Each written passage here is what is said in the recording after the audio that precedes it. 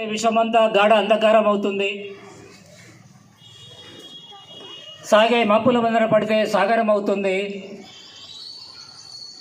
ఆత్మలో అలపుడు జడు పుడితే అక్షరం అవుతుంది. అక్షరం తోడవుతుంది. అక్షరం నీడవుతుంది. మనం పోయిన తర్వాత అక్షరం మనం జాడవుతుంది. అక్షరం అన్నం అవుతుంది. అక్షరం అవసరమైతే అమ్మ అవుతుంది. అక్షరం AK-47 అవుతుంది. అక్షరం దీవిస్తుంది. అక్షరం విప్లవిస్తుంది. అక్షరం శపిస్తుంది. అందుకే నేను ప్రేమిస్తాను అక్షరాలను అని రాశాను.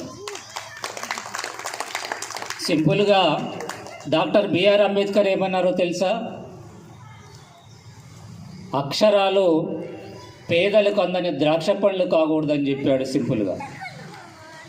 అందుకని ఆయన రాజ్యాంగాన్ని రాసేటప్పుడు